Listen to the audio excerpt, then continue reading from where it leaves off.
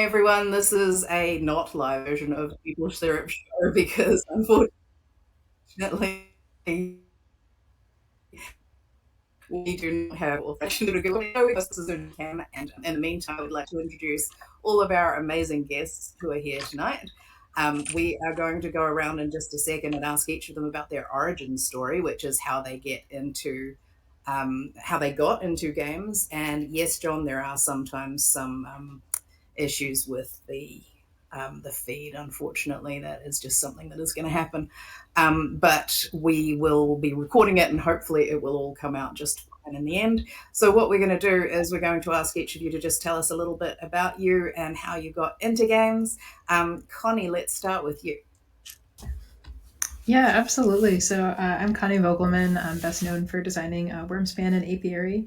I started playing games in law school when one of my friends introduced me to Settlers of Catan. He asked me to come over and play board games, dinner and board games, and I didn't know what to make of it, but I said sure, and then I was hooked ever since then. And then it was probably a good 7 or 8 years after that where I sort of started in design, and I kind of stumbled into that too.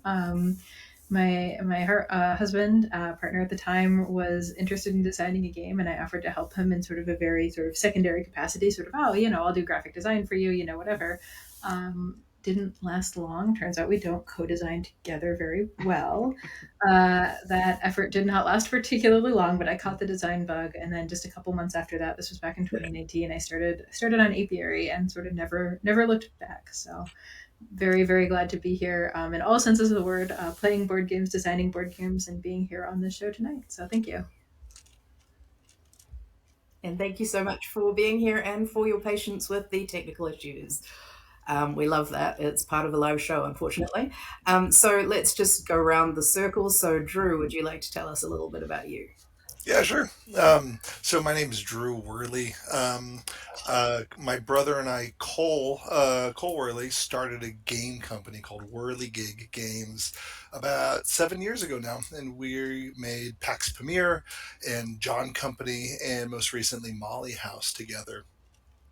So a few games over the last number of years. But I've worked with Cole again as an unofficial playtester on all of our projects together. We've been playing games as long as you could imagine, especially from lighter stuff to heavier stuff. So it's been fun to be a part of his career until officially kickstarting it, a publishing company together. So uh, we. Yeah, we enjoy working quite intimately well, but a separate company from Leader Games that work on historical, large simulation projects um, on serious topics, but also underrepresented histories in the larger historical gaming space as well. Absolutely. Yeah, and I can go on more Thank you if you very much yeah for doing that as well. The contributions are noticed. yeah, and we can talk We'll more we'll about we'll let you at some point. We'll do the intro quickly, and then we'll. Yeah, no, you're absolutely right. Yes, okay. there's a bit of a delay, isn't there? A little bit. Yep. Okay, cool. John, let's hear from you. Yeah, so I'm Jonathan Gilmour-Long. I've been playing games since I was a young kid. I was big into Magic the Gathering when it first became popular back at like Fallen Empires.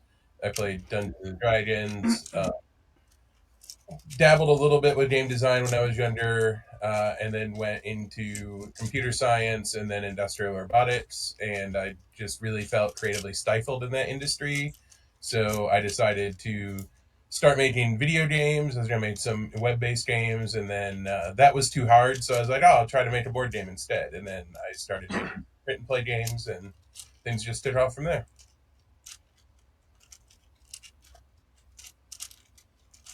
Cool. I think catch us first. All right. I did not know that was your path. That is really, really interesting. Thank you. Okay, and let's see what Tam has to say. Yes, my name is Tam, and I've been playing and designing games as almost as long since I was about 10 or 11 when I caught the game design bug. And being an only child growing up in Burma and Malaysia, I designed a lot of games with the hope that I can get my cousins to play with me in the weekend. So that means that I designed a lot of games that nobody has ever played. But that hobby took me through my adult life. And I started making computer games because I loved making games, and that led me into a career in tech. And now I'm back to designing board games, which is my real passion, and I've been doing that um, for the last 10 plus years.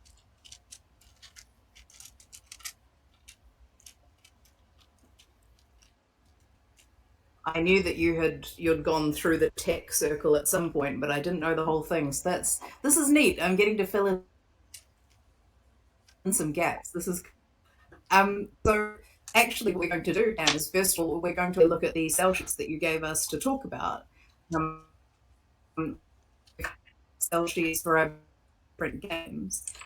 The reason that we look at cell sheets is stand even the heaviest of games, which is what we're talking about today. You are able to still talk about those in the form of a cell sheet. George, you've got you in the wrong window. I'm trying to. Yeah, it's. Bear with me. It's up to the right one. Drag and drop So implementations. what's the point of these games? These cell sheets is to have a look at sheets for light games, medium games, and heavy games, and then maybe try and talk about the way that we can communicate about those. And in the meantime, we're just going to play slidey games with all of the people. Yeah, we got it. Okay, cool. So, which of the three is this? Is this the lightest? Yes, Did we get them in the right this order? that is correct. And there are three examples there, and going from light to heaviest. They're all space themed games for whatever reason. But when we talked, you were asking me how I approach creating a cell sheet for a heavier game, and I talked about a method that I came up with recently based on what I've seen. I've created a lot of spell sheets of them, and some good ones, some bad ones, but I feel like I've distilled what I can do with my limited amount of time, and also still give the publisher what they want to see. So first off, I used to have a very complicated cell sheet with lots of colors and all that stuff, and that was taking up too much of my time making the cell sheet. So in the latest iteration, I'm just using Google Slides. So that means that I can show it on my tablet, and I can, more importantly, if I need to make a quick change, I can just go in and change it. And also, I try and keep the same format. I want a big image, and you can go on to the next one if you like. I want to have a big image there where I can point at the image and explain what the cool things that I want to show about the game. So think of it like the back of the box. You're calling out one unique thing, because I'm sure if you're designing a big game, there's going to be many things that you're proud of. But if you have only 10 seconds, what is the thing that you want to talk about? And that's going to be the 1, 2, 3, 4 things. And the various other stats. I want to have a web link there so that I can refer them to more information if they're interested in. And you can go to the next one. So this is the most complicated 90-minute mid to heavyweight Euro game. Lots of components, but I'm still distilling just one mechanic there that I want to talk about.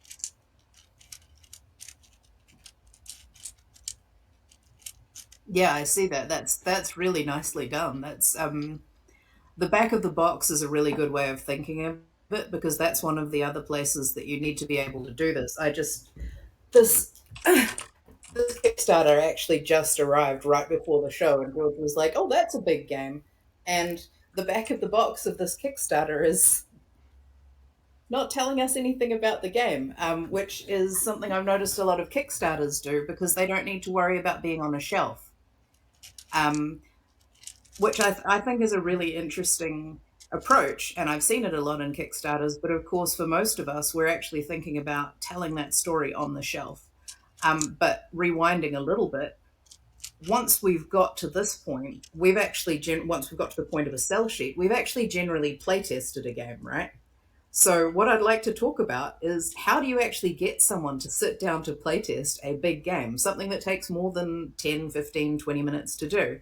Connie, you're laughing, so you're first. Yeah, sure. Happy to talk about it. So, obviously, I haven't designed games that are as big as some of the other folks here, but I will say that I just went to Unpub last weekend and realized or remembered how much easier it is to get lightweight games playtested than heavy games. I brought a party game, sort of a light filler game, and a midweight Euro, and boy, I know which one was the hardest to get playtested and the hardest to get good feedback on. Couple of things that I've picked up over time is, one is with these bigger games, you don't have to do full play tests of games. And so I've found a lot of times that it's very easy to do a round or two or 10 minutes or, 20 minutes or half an hour, depending on how far along the game is. Which also means you don't necessarily need to make all of the components, which can really sort of shorten your playtesting and iteration cycle. So for me, I'll often just do kind of a thinner deck of cards and just enough components to play, 3 or 4 rounds of the game to kind of make sure, like, all right, is this core loop working? And then kind of keep going back and iterating. The game that I'm working on now, I don't even have an end game condition for yet. I still don't even know what the end of the game is, just because it really is very demanding of playtesters' time. And so the more that you can respect that time, I think the better. And as you're kind of testing through different stages, you can kind of extend that as needed. I will say too, though, that one thing that's really helped me is we have a really good design group in the Washington D.C. area, and so have a lot of opportunities for in-person playtesting and also kind of playing each other's games. And that really helps a lot because they're experienced playtesters, they're experienced designers, and so I know that, like, okay, if I bring out this fairly heavy game, the playtesters will be kind of right there with me, and that's huge too, because I think with these heavier games, if you get somebody who sits down at an unpub event or something like that and they've never really played games before, it's not really going to be a very good experience for anyone. So I do think kind of trying to be a little bit more selective about your playtesters is a really kind of important key in getting some of these bigger games off the ground. So those are a couple of things that came to mind.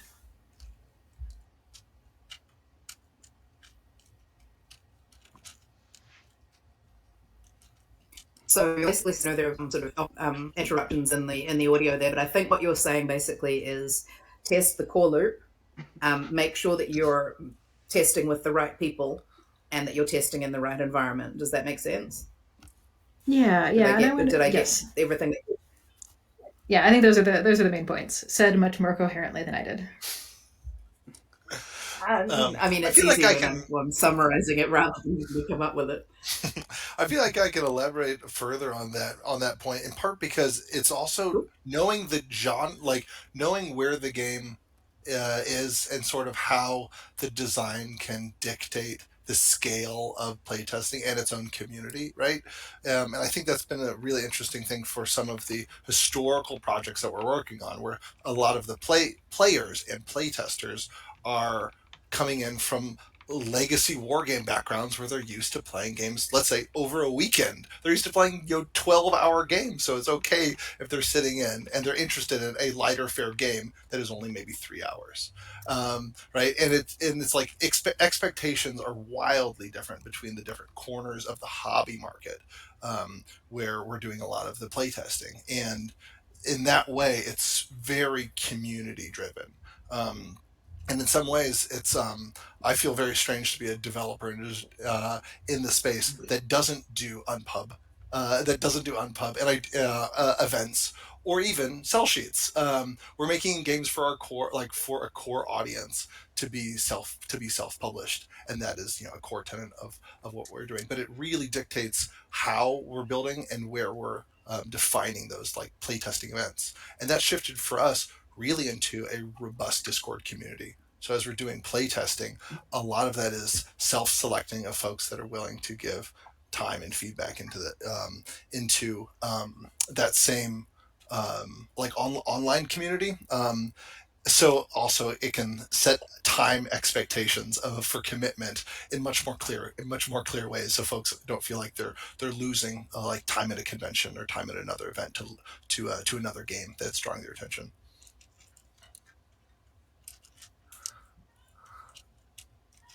That time at a convention thing, that is the biggest challenge in a lot of cases.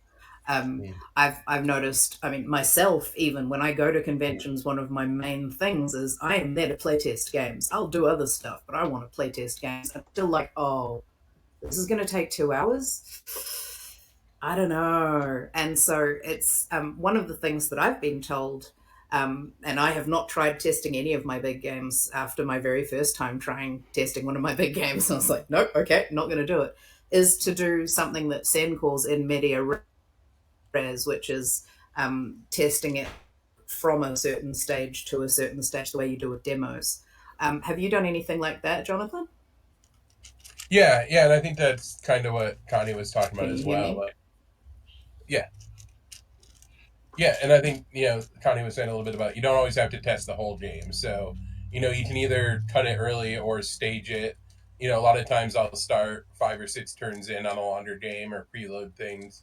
It all depends on the exact thing I'm trying to test for, and very similar. Like I have a lot of games. Like if it's a bigger game, I don't have an end game. I just start with the very core systems and testing those.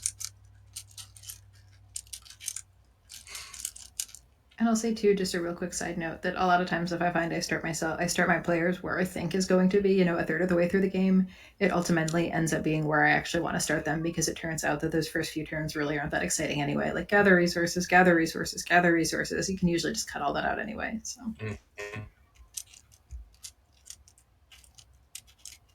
That's a really good point. I've had exactly the same experience. Basically, initially trying to just take a slice of the game to test, and then being like, actually, this is the only bit I need.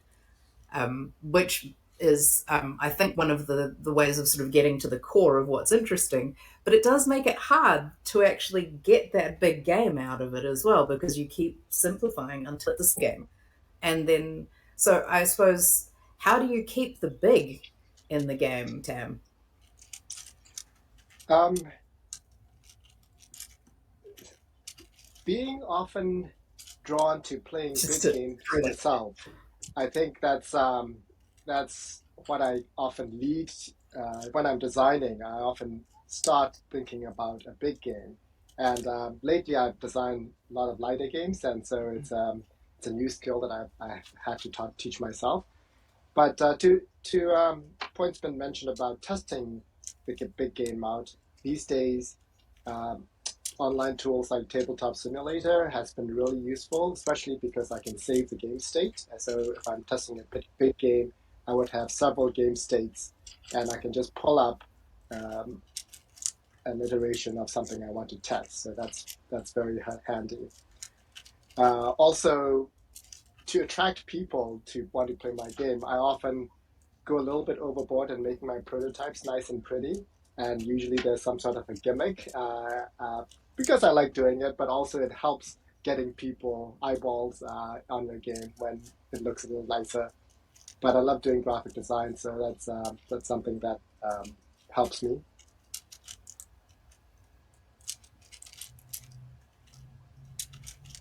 So you basically try and bait people in to play your game by making it pretty. Yes, I almost baited Connie recently Would that be with a right? component. Yes, I think almost. yeah, I mean it was really pretty. It was like the coolest roundel system I think I've ever seen, and I was like, ooh, I want to play that. Although I think I knew it was a fairly big game at the time, so I don't know if it was quite baited, because I think I was very voluntary. But I will say that the component was one of the coolest ones I've seen, and it was really well done. So I was really excited to test it out. I know it wasn't going to happen at 11 o'clock at night, so that's okay. Oh, I love a rondelle. I was also starting to fade a little bit at that point.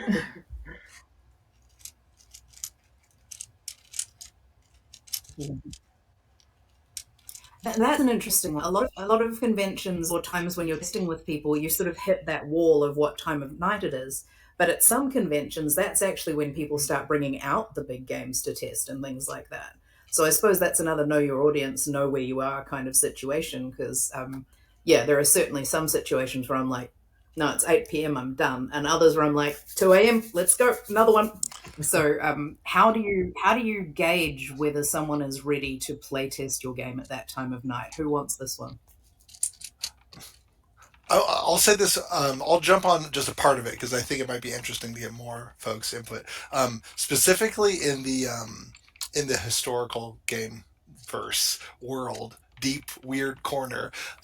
Those questions that can be really tricky actually aren't answered in the playtest, and late at night you will have conversations with basically other incredibly talented historians that are also designing games about the problem that you're having, let's say trying to emulate how China is influencing India in the 70s, right? From a political, like a large, from a grand tactical scale or something like this, right? And those questions you can like bang out roughly with like a play test over hours, but really if you're able to articulate them in a conversation, it might crack something that your playtest maybe wouldn't.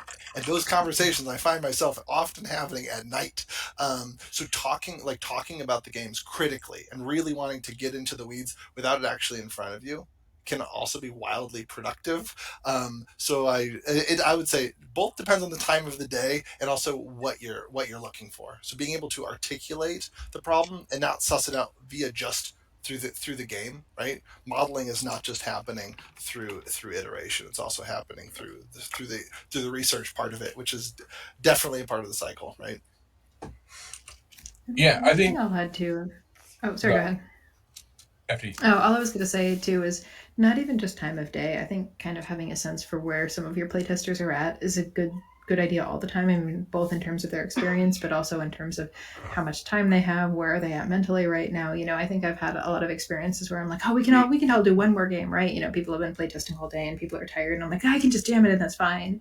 And generally, it's not worth it. They're not going to have a good time. It almost doesn't matter what you put in front of them. Everything's going to be rushed. You're not going to get good feedback, and so I think sort of discretion is very much the better part of valor with any of these playtesting events, but probably in particular when you are going to be putting something in front of people that is going to take quite a bit of time and quite a bit of mental energy.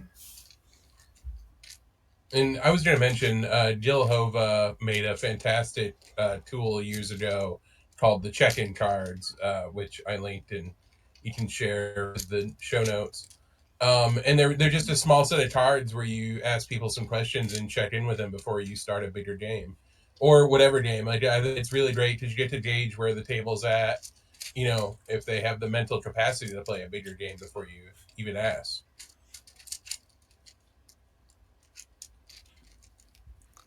That's really important. Yeah, that's. I didn't realize that that was actually a set of cards, but I have seen that discussed and different variations on that. I think that's really good. Checking where your people are at before you make them do some heavy lifting. Yeah, George, you I think had it's a something you wanted 99 to cent talk about. PDF, so it's definitely worth it. I carry a set with me in my prototype stuff. We'll make sure we do from now on. Yeah, I wanted to ask, and this especially applies to people who have a core group that test these larger games through Discord or just like a common local group. Um, how do you avoid like I've played certain games where I feel like the game has been designed around a group of people who have expertise in the game and it directs the direction that the game is developed in, where like people who know the game really well can play it well. And how do you avoid making a game that works well only for people who have 10 plays in a world where like where people judge a game based on their first or second play? That's a slippery question because I mean again depends on the designer, depends on the publisher where it's going, and the sort of projects that we work on. We're designing and developing for the 40th play, right? Knowing that our audience is patient and they're willing to have, let's say, a rough first go, but it's still asking them questions and there's still a desire for them to be a patient player. So like knowing that your design is responsive to the community and to the publisher, all of these questions are like wrapped up in each other. And I love asking someone again with their cell sheet and they're not sure what to do with their game, like really reflecting on what home you want your game to go, because it's going to dictate both the kind of work, but also it will dictate the development. And you're like mid stroke when you have that cell sheet, right? As you're swimming up river. So those, I don't know. There's lots of moments to check in um, uh, with both the development and the design as it's responding to like inevitable publishing home, whether that is atypical or not, right? Whether it's that you're doing all of the heavy lifting for it, the product can result on that. And again, that might just be my competitive like push for the high level play, because I know that's not the case for everyone. Yeah, I And find that's really important, actually. We always talk about knowing audience. Oh, sorry, Jonathan, you're talking. You go ahead. no, go ahead. I was just going to say, we always talk about knowing your audience with these things. And it's so much more important. The bigger the game, the heavier the game, the more you're asking people to invest in playing the game. That's all I was going to say there. So, Jonathan, what were you saying? Yeah, I was just gonna say making sure that you cast a wide net too. Like I've definitely played a lot of games that I've purchased off from Kickstarter where you could tell that either A, the designers ran the game every time that they play tested it and didn't have people play testing it without them there, or just only play tested it with their local group, and the dynamics weren't accounted for in different groups. So I mean, part of that's on the publisher, in my opinion. After a game's been signed, making sure that they cast a wide net and do a lot of mass play testing. But outside of that, uh, you know, with my groups, trying to get more people in and test with different sections and take it to conventions, like all that stuff is very useful.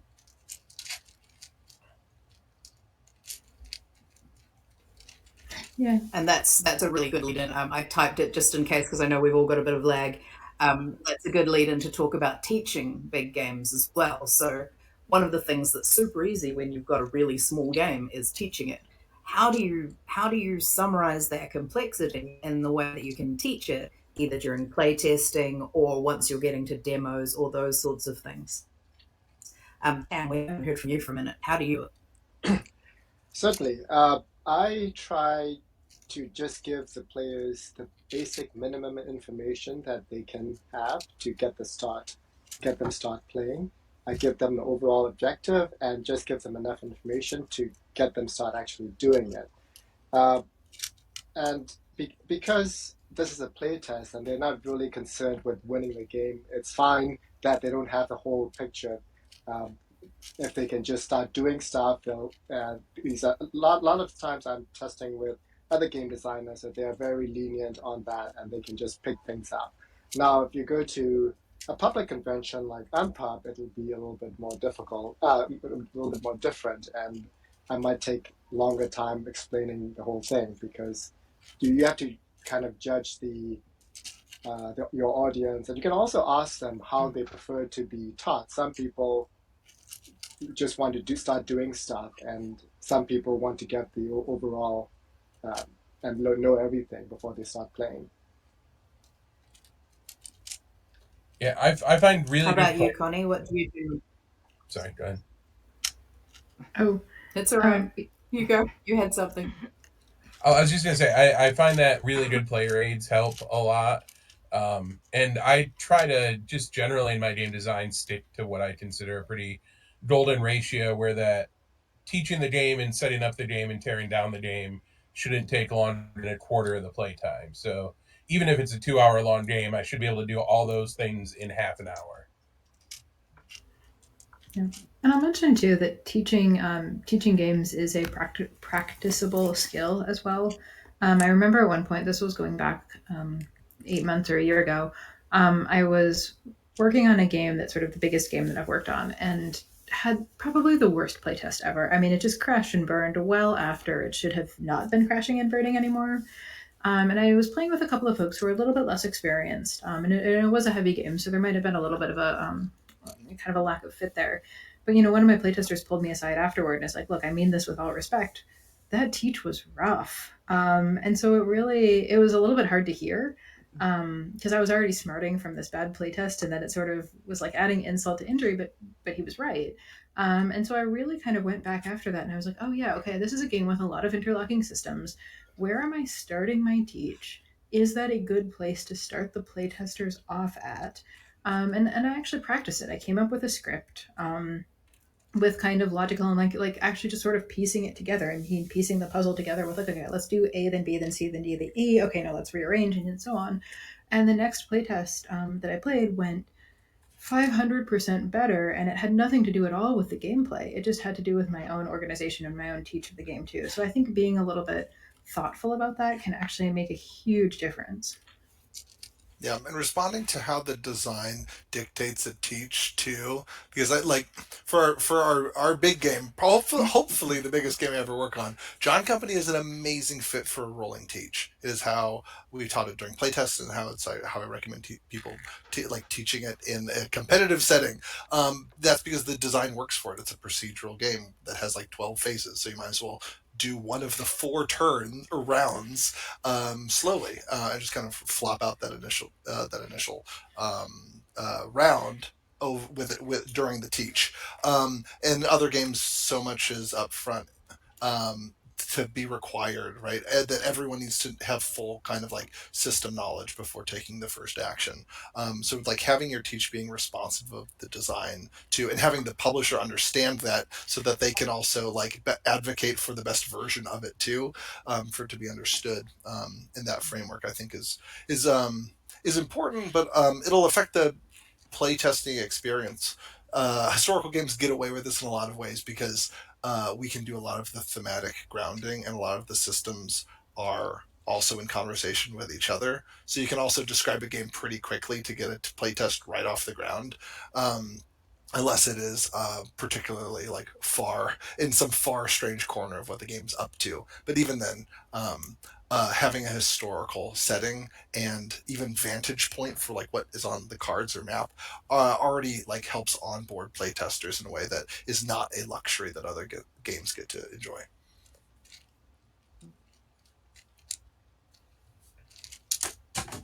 I was thinking about this, I think it was yesterday, and writing about it on Blue Sky.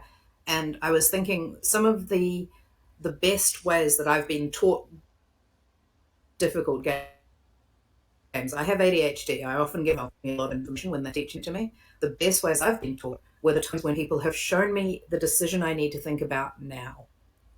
And then the decision I need to think about now. Nothing else. Don't worry about the rest of it. Like the overall thing you're trying to do is this, but this is your decision now, and this is your decision now. That just, suddenly I understood what I was doing. I felt like I was playing. I felt like I was involved, and I wasn't overwhelmed by this enormous number of moving parts. And to be clear, I've played a lot of Euros. I love big, heavy games. But when you're teaching me, I don't get it for the first like 3 or 4 rounds. I don't know what's happening. I don't know what I'm doing. These two teachers, they nailed how to teach my brain. And so I learned a lot about how to teach other people and look for that and be like, okay, what? Oh, I think you need the thing I need. You need to hear this. So I think paying attention to the people that you're teaching as well as how you're teaching is really important. Yeah. If you've got people just sitting there sort of going, can we just get on with it? Do what Tam said, just Yeah. start, right? Especially But because if you've got designs can people feel so electric and they can feel so like clever. And what is a clever mechanic in a game but a joke? And leaning into the thematic like touchstone of just like all of the jokes at play, I think allows someone to get lost in it. I also think of all of the times I've said, I'm going to hold your hand and we're going to go through this turn together, and like like honestly the maybe the visual metaphor of just holding someone's hand through a game because it's a teaching thing or it's a demo at a convention and it's not even finished yet, so we're all going to hold hands and we're going to get through this like history lesson together. And again, it lowers the stakes, right? Because especially games about niche histories can be intimidating, or cute cats or whatever.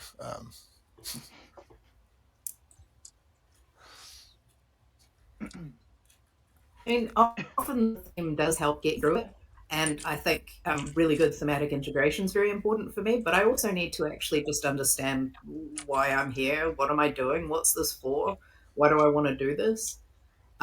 So, like, if that's something that's in your game where I've got 50 different decisions, but I don't know when they matter, how do you communicate that?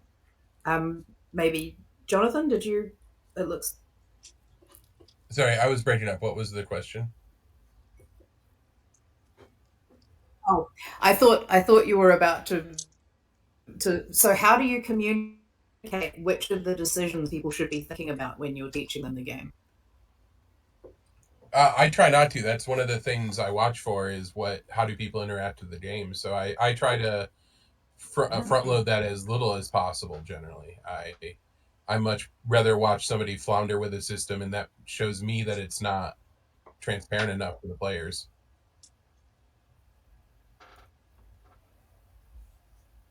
Okay, that's interesting. Because why would you be doing that? What is it that's interesting for you for that process? Well, because if I mean it's a pleasure path, right? Like that's one of the concepts of good product design is that their function needs to be evident, and watching how players interact with the game, and if they're interacting with it differently than what I intended, that tells me that there's some friction in the design that isn't communicating the function to them. Yeah, Okay, so that's a in UX certain perspective. and in certain like projects in playtesting, it's not that like the player aids aren't good and it hasn't had a usability pass yet, so more hand holding is needed. And then in other ways, I think that TTRPGs get away with a lot of things because someone sat down with the book and they have system like mastery, and they're the ones that are the advocate for the project.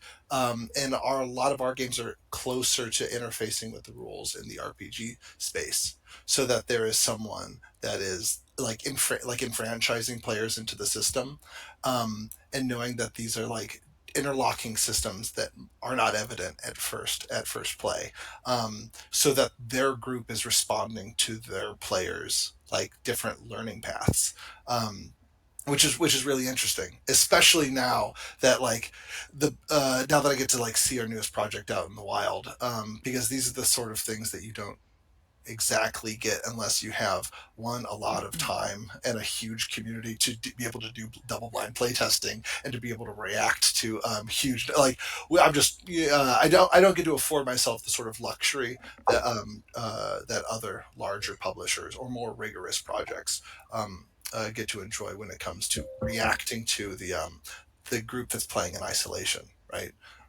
Where they get to delight in exploring it. But now I get to, now that the game's out in the wild, I get to hear all of the stories. So that's another thing, actually. How so let's say, for example, one of you is at a convention, right, and someone's playing one of the games you've designed, and they say, "Oh, I'm stuck. Can you come and teach me this game?" How do you deal with that kind of a question? Let's assume that you want to do that you're keen to do. Connie, what do you do? Has this happened to you before? I don't think that exact thing has happened before, but I will say that one thing that I do, people are Have we all stuck, frozen? say, No, no, we're good. sorry, can you hear me? Yes. Okay, Yep. awesome. So I don't know if this exact scenario has happened to me, but one thing I will say is that I will have scenarios where I'm doing playtesting in particular, and someone's just really stuck. And so I'll sort of, and what I try to do is I think maybe an intermediate of some of the options that we've heard here, and just sort of ask them like, hey, can you tell me your thought process? What are you considering? And I'll sort of try to say as politely as possibly, like, okay, tell me, what are you thinking right now? What options are you considering? What actions are you considering? Where is your head at? And so depending on that, that will really guide how I will respond to them, because sometimes they're just trying to sort of suss out the board. I mean, it'll be someone who's just like, well, I could do this and then this and then this, or I could do this and then this and then this, and that's just sort of an AP function. And maybe I need to reduce some of the permutations and combinations that they can go down with each path. But sometimes I'll get something back where it's like, I don't even know what to do. I don't even know what my options are. Why would I even do this action? And that's where I sort of need to maybe wind back a little bit and try to, again, sort of to Jonathan's point earlier, maybe reduce some of that friction in the game, to try to make those pathways easier or more clear. Or maybe I need to kind of wind back my teach-in and not exactly start over, but kind of re-explain some of like why you want to take this action, what it might do to benefit you in the course of the game. And the other thing too, from sort of an instructional standpoint, is I'll often give people like 2 or 3 major paths. Like, okay, maybe you could go down option A. If you wanted to do that, this next move might be something to consider. If you want to do this other strategy, maybe consider something else. And so I'll try to not sort of dictate too much, but I think sometimes just giving somebody a little bit of extra guidance, like, you want to get, pathway A, go get this card because that's going to help you, something like that. Also, you're reminding me of all of the conventions that I've gone to that I've afforded myself the time to sit in for a game and to play a game not by a designer or any, just to play a game from someone that I've like I don't know maybe played games at other conventions that just loves the game and loves the hobby, and to hear how they teach and to hear how like other folks teach the games that are outside of, let's say, professionals in the industry that are making that are like too deep in the process, because some of the best teaches that I've got have never been from designers or developers or publishers at that. And maybe some of it's chasing that spark and that joy to like especially joining for a teach of a game that you've worked on is a trip and a half, but to then see how your work is recontextualized, and a lot of it leans in on again the person's strengths, right, and how well they deliver those jokes inside the game too, but I think that like I just got back from a convention in DC where it was a lot of demos working on a game that is hot in development. And then the last thing I did was to sit down and catch a teach of another game, and it allowed like it sort of unlocked something about my own like structuring of my teach, that I had been doing this week of a totally unrelated game on an unrelated topic. So I think that yeah, a lot of that work again happens on off hours too.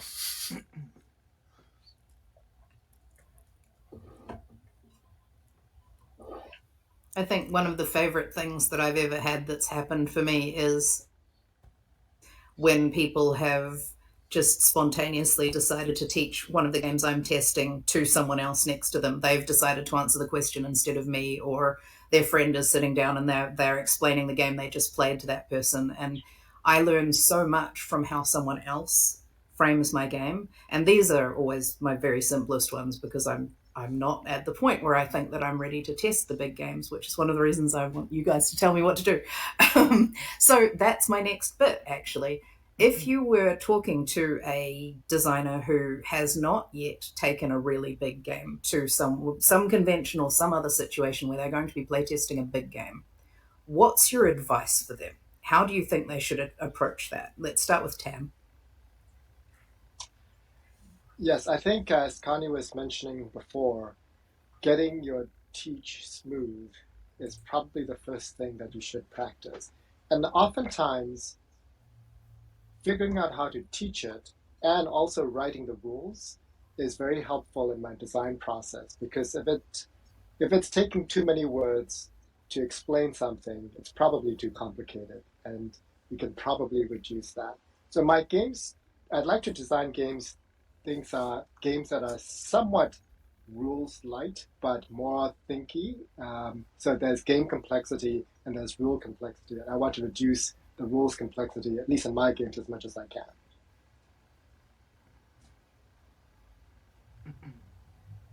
One of the things that I tell myself when I'm also a technical writer, if I have to use brackets to explain something, I haven't done it right. And I keep redoing it until there aren't brackets. So, like this, except when this, oh, and also when, no, no. If there's too much of that, I'm doing it wrong. What do Yeah. you think, Drew? But sometimes brackets are good. I mean, it depends on the model, right? It depends on you're affording Sometimes you afford brackets. yeah, you afford yourself like a budget. I mean, when I'm also often talking about games, I'm talking about their complexity budget and how they're spending complexity, right? And it has to do with the how granular you want the system to be, right? And maybe this is less a question of how expressive the system is, but more of how much are you keeping track of the bits.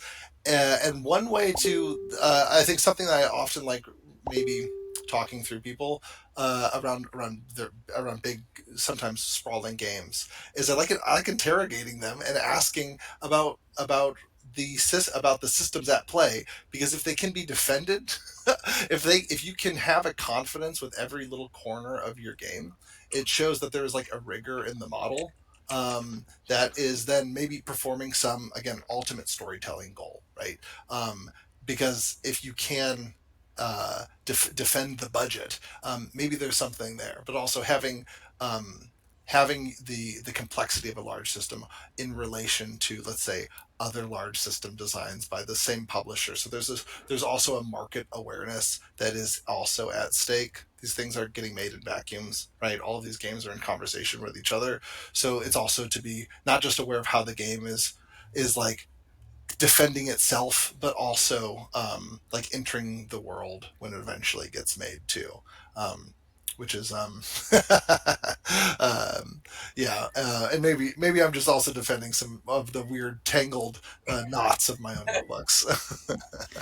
I do want to pull on a thread a little bit that Drew just mentioned, and that's he used the phrase complexity budget, and I think that's a really good concept to keep in mind. There's sort of, especially in a complicated game, you have to be really aware of what you're asking your players to do. And, I think everyone likes to really fixate on uniqueness in this industry. I mean, they want something unique, they want something never been seen before, et cetera. And I think that that's true, and it's also not true. I mean, I think people want something a little bit new, they want something a little bit different, but it's a lot harder to understand something that's unfamiliar. I mean, if you think of like a deck building game, for instance, if someone says, all right, this is a deck builder, I automatically assume I draw 5 cards and I reshuffle my discard pile once I can't draw anymore. Any new cards that I buy go into that discard pile, etc.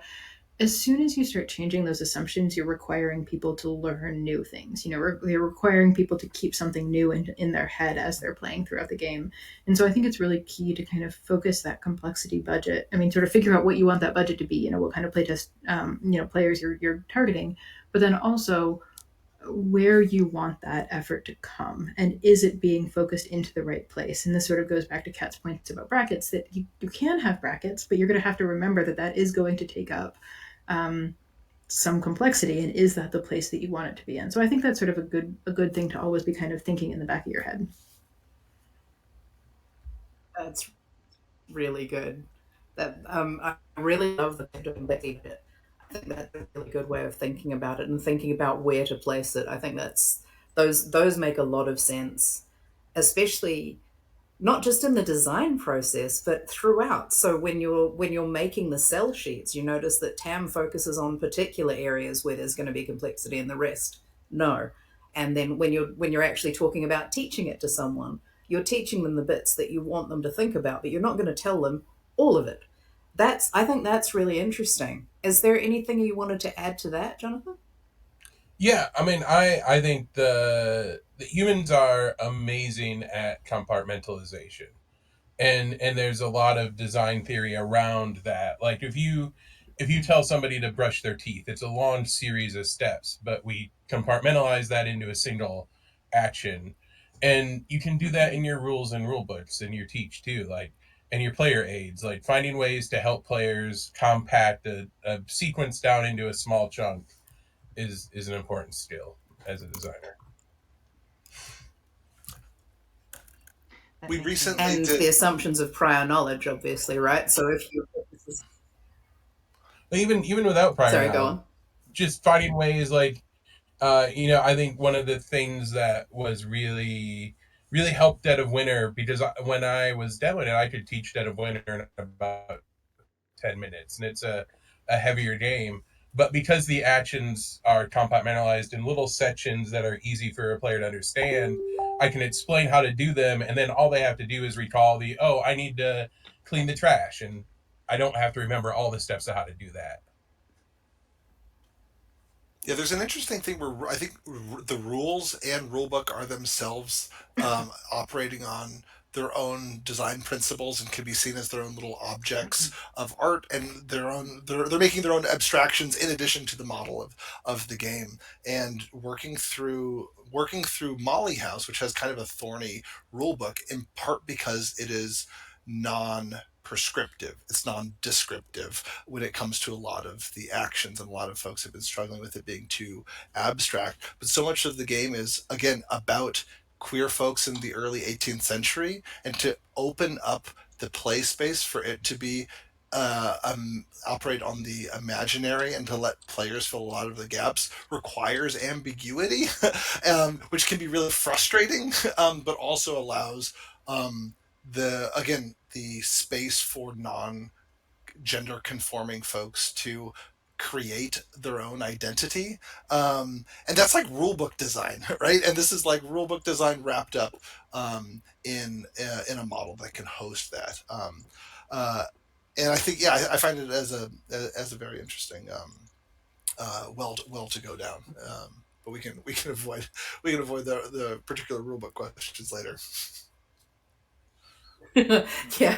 Um, so, I mean, I think one of the things that in my other job, I'm a business analyst in IT, and my job is to take incredibly complex things and make them easily consumable for people.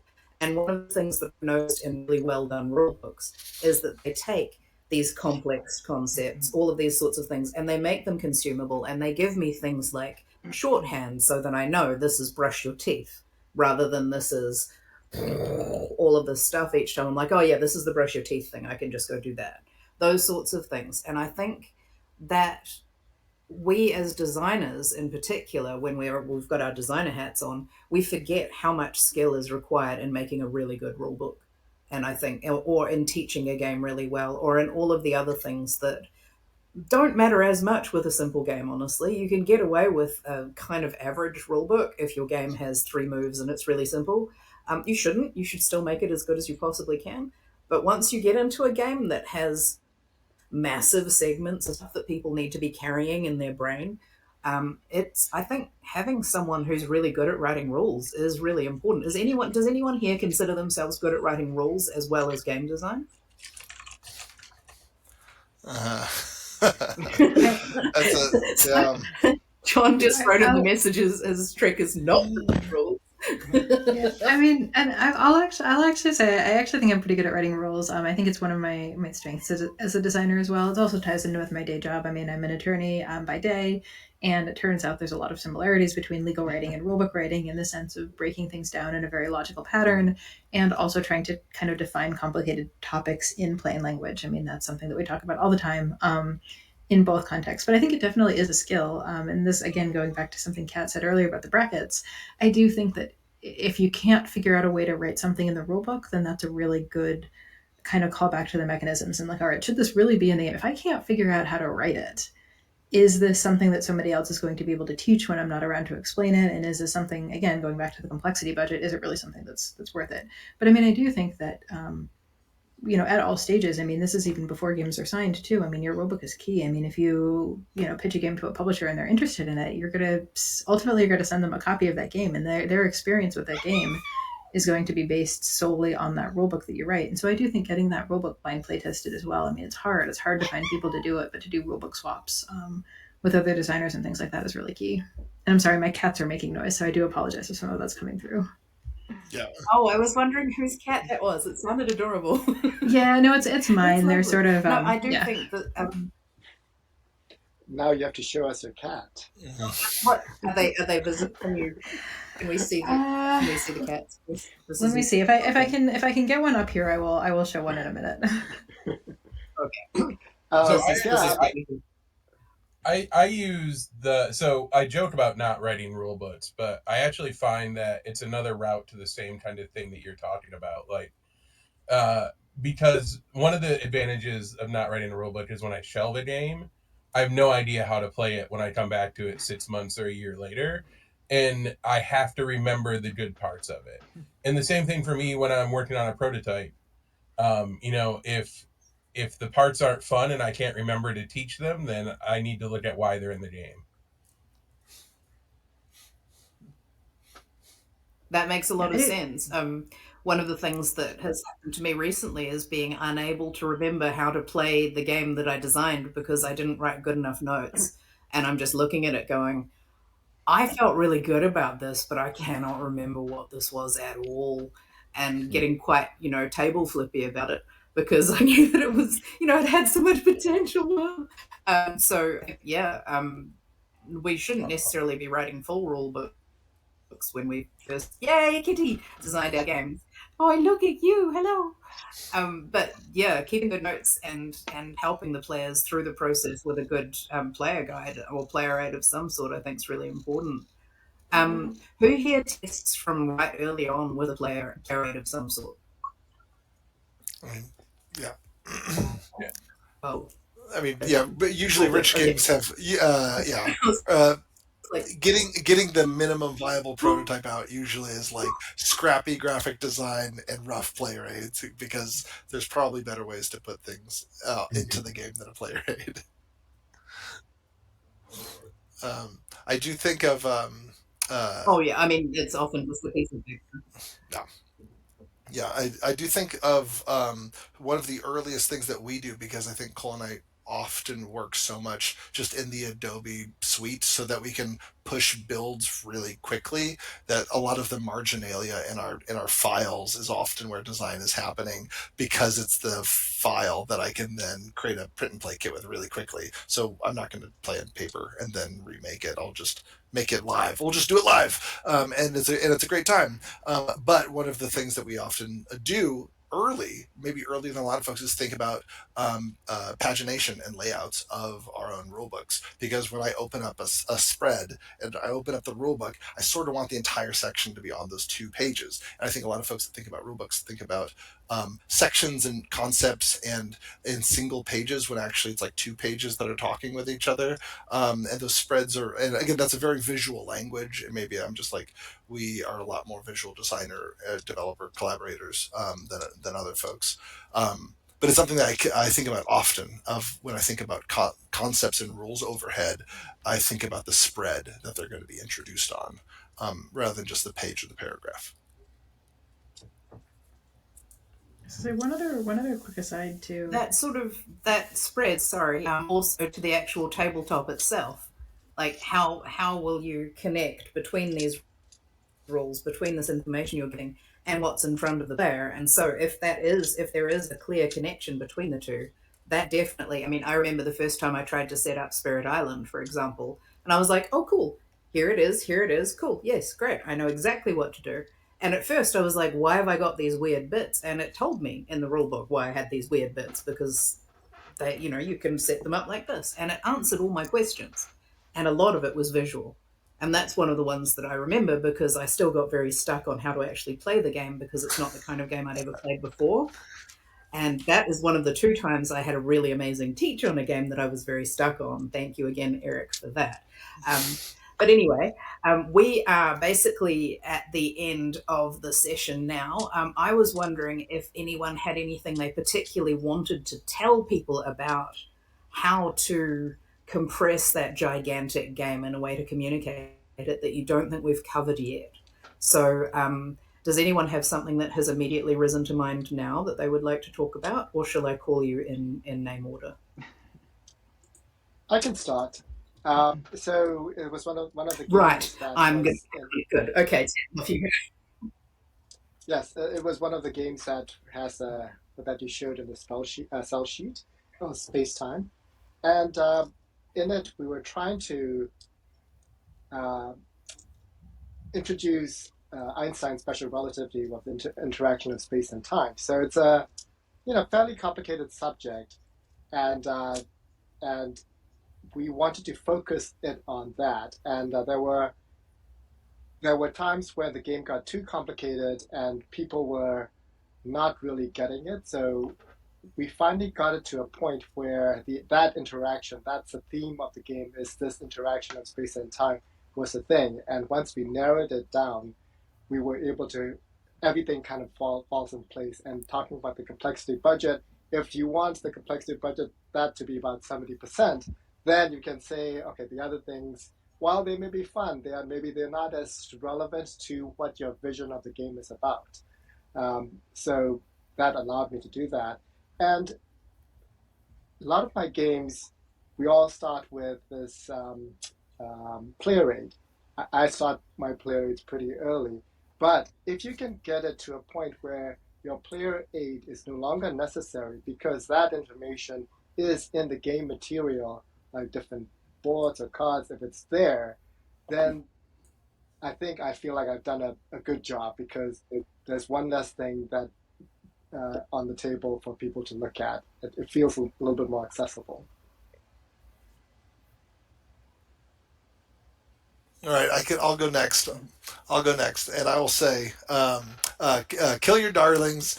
Big games often start having fewer like major change iterations because it starts looking like stability when it isn't, and it can start feeling like bloat, or then some sort of risk of having lost work.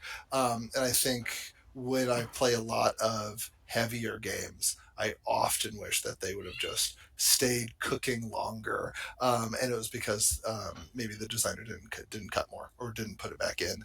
And I think you are the most you're the best advocate for your projects, and you, the designer and developer, are the ones that you have to hold on to your dissatisfaction with the project, and I think that comes across through articulating what you love about it and the model. And this is what I love about historical projects.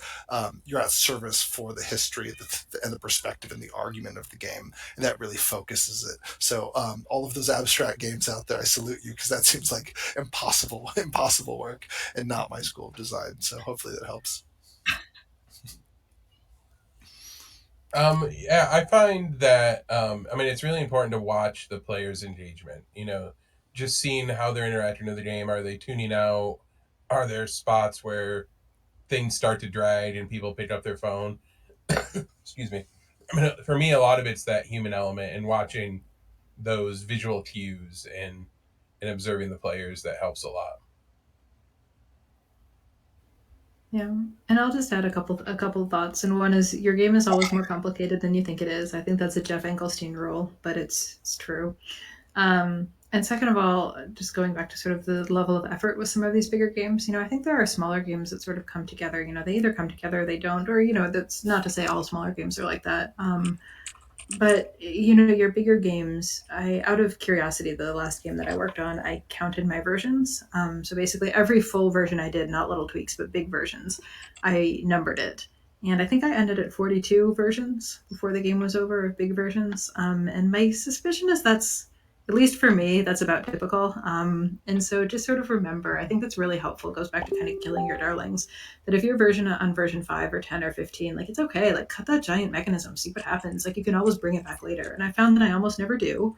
But kind of having that number in mind, saying like, all right, I'm on version 10, like, I'm a quarter of the way through of major rewrites, like, let's go, is really helpful in getting over some of those mental hurdles that you need, I think, to make the big changes that are probably needed.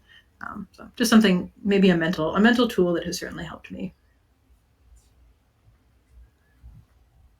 That is really valid. Actually, that helps a lot, in a lot of ways, because I know, one of the first questions that I see from reasonably new designers, who join any of the groups, is how do I know when it's finished? And having some kind of way of tracking, well, this is how far it took me the last time that I made one. At least you know when you've finished, and I think that's a really good way of looking at it. Okay, so thank you very much again, everyone. I know it's been a little bit of a buggy experience, but we got there, and I think we got some really important stuff out there, because people never ask about the big games. Am I right? Everyone's always skipping past and being like, oh, that's too hard. So I wanted to make sure that we actually did try and cover some of the it's too hard stuff, right?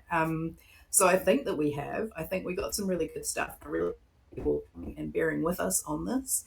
Um, in terms of people being able to keep up with you and where you are, on the webs and things like that, where can we find you, Tam? What's the best way for people to find you?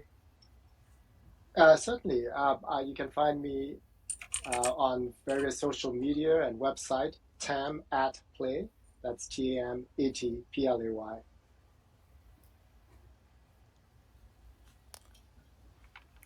And you can find me. Did you I'm get that, on. George? Oh, okay, great. Yeah, you can find me on all of the Whirligig accounts. It's just me. It's just Cole and I, but I have to make it look like we're an actual publishing company. So I do all that. It's WEHRLE. My part-time side company is not my full-time gig. So yeah, find us on Blue Sky. Yeah, I think Blue Sky is all I'm on. It's at John Gilmour, JONGILMOUR. Yep, and I'm Connie VDC. on Blue Sky as well. I'll be setting up a website fairly soon. I'm actually going to be starting to do some consulting stuff, including rulebook writing and editing, if anyone's looking for that. But that will be up shortly. But for now, it's just Blue Sky. And if you're, oh, yep, great, wonderful, thank you. And obviously, you can also find us at Maple Syrup on most of the things. And you can find Sen at Maple Syrup on, at Sen Fung Lim. Sen is not currently here, but he has popped in very briefly to ask how we were doing. We got there. And you can find us, so that's me and George, and it's just me and George, and in fact, man, it's just me at Drarink on most of the things as well. Thank you again, everyone who has joined us this week, and we will let you know what's happening next week as soon as we know what that is. All right, cool. Thanks, everyone, and we're going to stop it here.